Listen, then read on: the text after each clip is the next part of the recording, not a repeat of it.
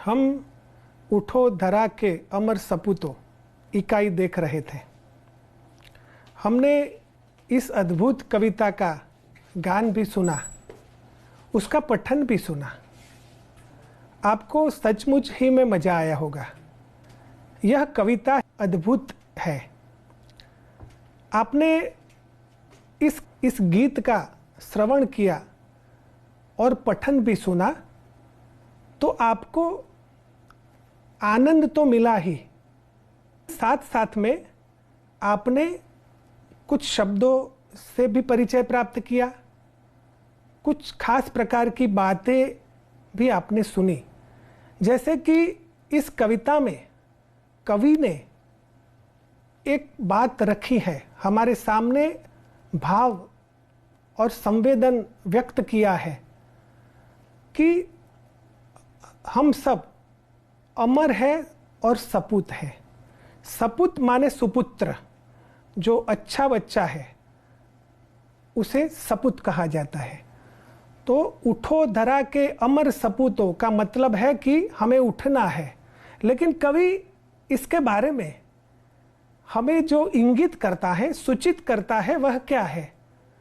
कवि का कहना है कि जिस प्रकार प्रकृति के तत्व हैं, जैसे कि सुमन माने पुष्प, फूल, फूल, कलियाँ, विहग, पेड़, नदी, ये सारे तत्व प्रकृति के तत्व हैं।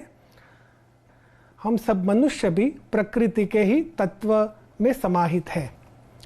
तो कवि हम ऐसी प्रेरणा देते हैं कि हम भी प्रकृति के इन तत्वों से प्रेरित होकर इस पृथ्वी को, इस धरती को और अच्छी बनाने में हमारा सहयोग दें और इसे अच्छी बनाएं। तो आप सब पाठकों ने अच्छी तरह से इस कविता का श्रवण किया और उससे परिचित भी हुए।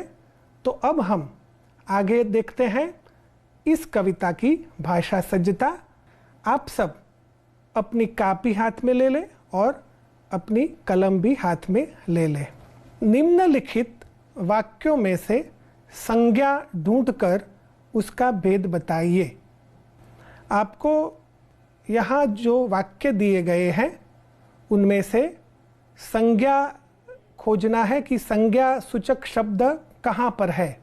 जैसे कि पहला वाक्य इस प्रकार है, सोना कीमती धातु है।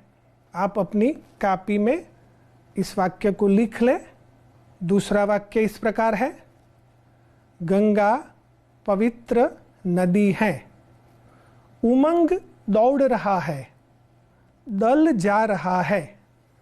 राजेश भय के कारण जंगल में नहीं गया। तो इन 5 वाक्यों में से आपको संज्ञा सूचक शब्द ढूंढना था। तो हम इसके बारे में विचार करते हैं कि पहला वाक्य में सोना शब्द है, वह संज्ञा सूचक शब्द है। उसी तरह गंगा, उमंग, दल, राजेश, इन सारे शब्द संज्ञा सूचक शब्द है, यानी कि संज्ञा है। आप संज्ञा से परिचित हो चुके हैं। तो आप अपनी कापी में ऐसा करें कि जो वाक्य हमने दिए हैं उन वाक्यों में से जो संज्ञा है उसको अधोरेखित करें। जैसे कि सोना शब्द संज्ञा है, हर संज्ञा को रेखांकित करें। तो बच्चों, आपने संज्ञा सूचक शब्द जो है उसको ढूंढकर उन्हें रेखांकित किए। अब हम आगे बढ़ते हैं, स्क्रीन पर देखते हैं। निम्नलिखित विधान पढ़िए और समझिए। पहला वाक्य इस प्रकार है, जयेश ने कीर्ति को साड़ी दी। दूसरा वाक्य इस प्रकार है, बगीचे में एक लड़का है। आप इन 2 वाक्यों को अच्छी तरह से पढ़ लें और लिख भी लें। बाद में हम इसके बारे में चर्चा करें। दोस्तों, आपने 2 वाक्य आपने अपनी कापी में लिखे, अच्छी तरह से पढ़ भी लिए। अब हमें इन वाक्यों के बारे में सोचना है। एक प्रवृत्ति ऐसी करनी है कि इन वाक्यों को बहुवचन के प्रयोग से कैसे लिखे जा सकते हैं या बोले जा सकते हैं। वाक्य इस प्रकार थे, जयेश ने कीर्ति को साड़ी दी। अब मैं यहाँ से जो वाक्य बोलता हूँ वह आपको सुनना है और सुनकर अपनी कॉपी में लिख लेना है। जयेश ने कीर्ति को साड़ियाँ दी। जयेश ने कीर्ति को साड़ियाँ दी। दूसरा वाक्य, बगीचे में एक लड़का है। इस वाक्य को हम इस प्रकार बोलेंगे और लिखेंगे, बगीचे में कई लड़के हैं। बगीचे में कई लड़के हैं। बच्चों, जिन वाक्यों का प्रयोग आपको सुनाया, ये वाक्य आपने अच्छी तरह से लिख लिए। आपको अब भेद बताना है कि पहला जो वाक्य था, जयेश ने कीर्ति को साड़ी दी, हमने फिर से इस वाक्य को इस प्रकार लिखा कि जयेश ने कीर्ति को साड़ियाँ दी। साड़ी शब्द के जगह हमने साड़ियाँ शब्द लिखा ना। उसी तरह हमने लड़का शब्द जो था, उस शब्द की बजाय लड़के ऐसा शब्द का उपयोग किया। तो आप देख सकते हैं कि साड़ी शब्द का बहुवचन का प्रयोग कौन सा है, साड़ियाँ। उसी तरह लड़का शब्द जो था, उसके बदले हमने लड़के शब्द का प्रयोग किया और मैंने एक शब्द और भी लिखवाया, वह शब्द था कई। कई लड़के माने असंख्य लड़के। तो आप समझ सकते हैं कि वाक्य को एक वचन का जो प्रयोग है, उस वाक्य को बहुवचन के प्रयोग में किस तरह परिवर्तित किया जा सकता है। अब हम आगे बढ़ते हैं। अब आप इसी तरह निम्नलिखित एक वचन वाक्य को बहुवचन में परिवर्तित कीजिए। एक वाक्य आपके सामने इस प्रकार है, मुझे लुटेरे का डर था। आप अपनी कॉपी में लिख लें। दूसरा वाक्य भी है आपके सामने, पक्षी ने उड़ान भरी। तीसरा वाक्य भी लिखें, पढ़कर लिखना है, उसने मुझे मिठाई दी। दोस्तों, आपने 3 वाक्य लिखे। अब आपको इन तीनों वाक्यों को परिवर्तित करना है बहुवचन के प्रयोग में। जिस तरह एक वाक्य का प्रयोग इस प्रकार हो सकता है, मैं आपको उदाहरण देता हूँ। मुझे लुटेरे का डर था, ऐसा वाक्य है। हम क्या लिखेंगे, मुझे लुटेरों का डर था। मुझे लुटेरों का डर था। तो आप अन्य 2 वाक्य स्वयं लिखना है। अब आगे बढ़ते हैं। निम्नलिखित वाक्य पढ़िए और वाक्य में घाटे काले शब्द को समझिए। पहला वाक्य इस प्रकार है, बच्चे प्रार्थना करते हैं। अब आप देख सकते हैं, बच्चों की प्रार्थनाएं बेकार नहीं जाती। दूसरा वाक्य, नदी की चौड़ाई अधिक है। अब आप देखें, भारत में नदियों की चौड़ाइयाँ अधिक है। आप सभी ने वाक्य लिख लिए होंगे, लेकिन अब इन वाक्यों के बारे में सोचना है, चिंतन करना है कि क्या भेद है। जैसे पहले वाक्य में ऐसा प्रार्थना शब्द था, आप देख सकते हैं गाढ़े काले रंग में प्रार्थना ऐसा शब्द लिखा है। उसके नीचे जो वाक्य है, वह वाक्य ऊपर के वाक्य से मिला जुला ही वाक्य है, लेकिन एक भेद है। वह भेद किस प्रकार का है कि प्रार्थना की जगह प्रार्थनाएं शब्द का प्रयोग किया गया है। इसी प्रकार दूसरे वाक्य में चौड़ाई शब्द का प्रयोग है, उपयोग है, लेकिन इसके बाद जो वाक्य लिखा गया है, उस वाक्य में चौड़ाई शब्द के बदले चौड़ाइयाँ ऐसा शब्द लिखा गया है। आपको इसके बारे में कोई पूछे कि उसमें क्या भेद है, तो आप तुरंत ही बोलेंगे कि पहले वाक्य में, एक वाक्य में प्रार्थना शब्द है, दूसरे वाक्य में प्रार्थनाएं शब्द है, माने उसका बहुवचन है। इसी तरह दूसरे वाक्य में चौड़ाई शब्द है और उस प्रकार का जो अन्य वाक्य है उसमें चौड़ाई शब्द का बहुवचन चौड़ाइयाँ किया गया है।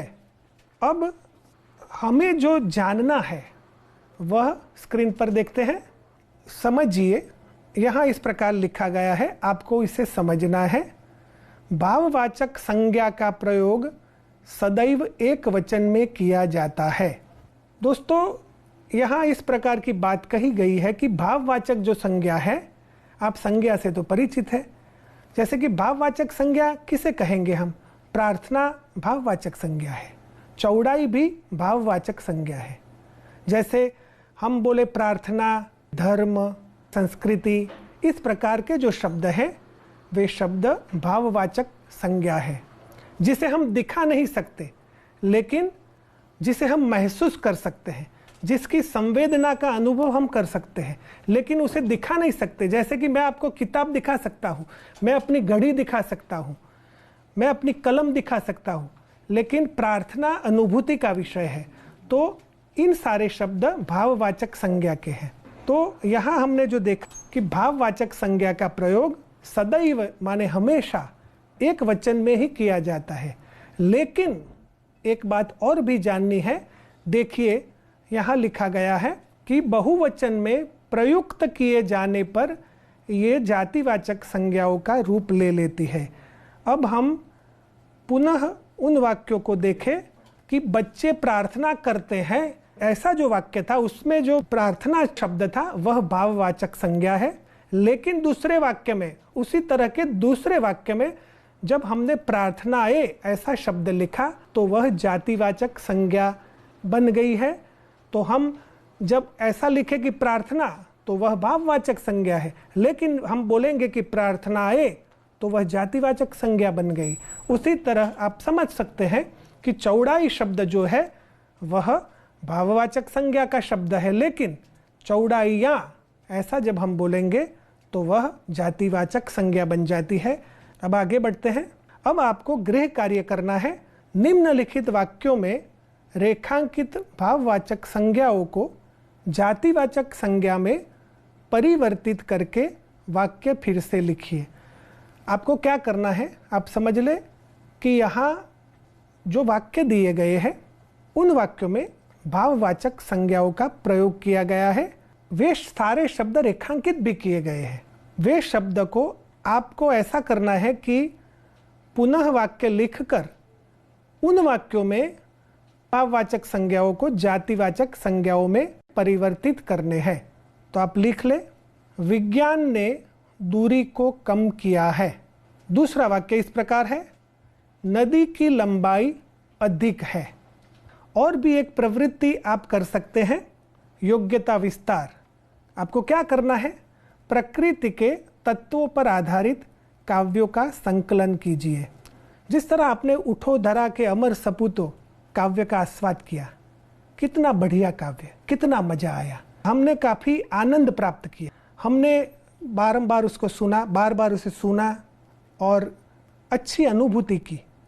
तो आप ऐसा करें कि अन्य कविता इस प्रकार कोई भी सामयिक में, मैगजीन्स में, अखबारों में या अन्य किताबों में इस प्रकार की अन्य कविता को खोजना है, प्राप्त करना है और उसे पढ़ना है, सुनना है, गाना है और आनंद करना है।